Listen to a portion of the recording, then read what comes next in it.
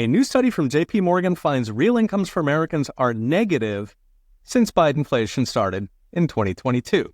In modern times, that has never happened outside of recession, which is odd considering Biden was allegedly an economic miracle.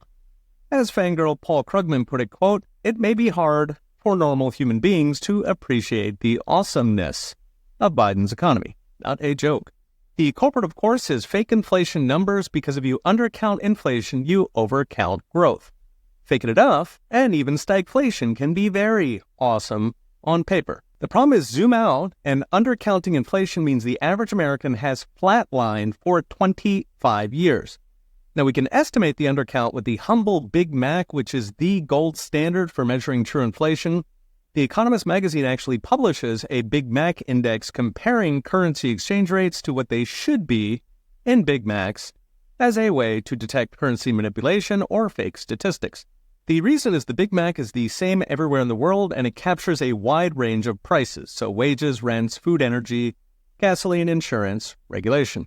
Moreover, official CPI is infested with statistical games, including so-called hedonic adjustment, where they cancel price hikes saying maybe the product's better, like it's a smaller carbon footprint, or so-called substitution effects, where people stop buying stuff that got expensive, they switch from steak to chicken, which also hides inflation. The new basket is not the old basket.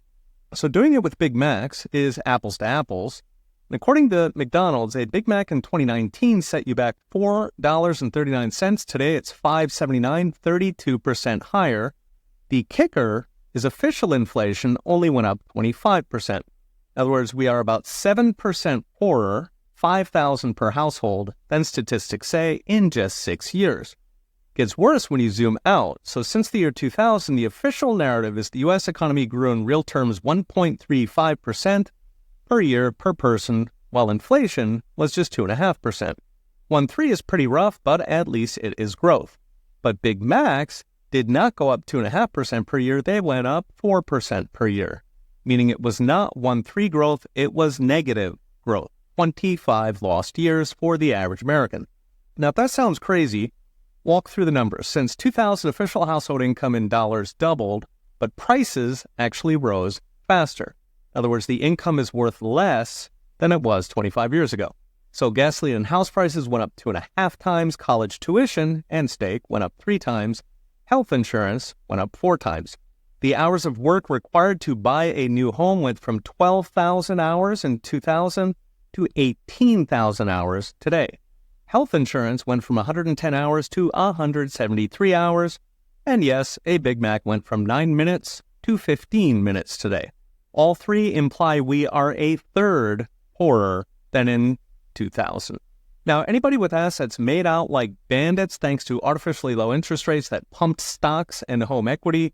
But given the bottom half of Americans own just 6% of financial assets, they've been treading water for 25 years, floated by personal debt that went from $7 trillion in 2000 to $18 trillion today. So as next, brought to you by iTrust Capital, Trump is trying to reverse decades of stagnation hidden by fake numbers.